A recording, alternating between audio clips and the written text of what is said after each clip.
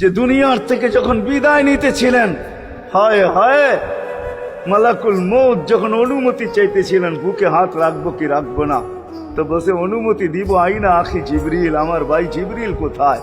তো বলছে দেখা আসছি ফি সামাইল উলা, প্রথম আকাশে। একটু পরে উনি সালাম দিয়া ঢুকছেন, ওনার চোখে পানি ছিল। তো বলছে আপনি কাঁদেন কেন? বলে আজকে এলপিআরে চলে যাব, আর কোনোদিন ওহির বাহক হয়ে জমিনে আসবো না। আপনার পরে কোনো নবী নাই, কোনো রসুল নাই, আমারও ওহির কাজ শেষ। ওহির সুবাদে কখনো কখনো নৈকট্যময় জায়গায় চলে যেতাম, আজ থেকে আর যাওয়া হবে না। আমার চোখে পানি। দীর্ঘ ১.৫ লক্ষ নবী, ৩১৩ জন রসুলের কাছে আমি নিয়ে আসছি, আজকে শেষ দিন, এই জন্য চোখে পানি। তো উনি উল্টা প্রশ্ন করছেন, আপনার চোখে পানি কেন? জিবরিল মালাকুল মউত দাঁড়ায় আছে, অনুমতি চাইতেছে বুকে হাত দেওয়ার জন্য, এখনো এক প্রশ্ন বাকি। বলছে সেটা কি?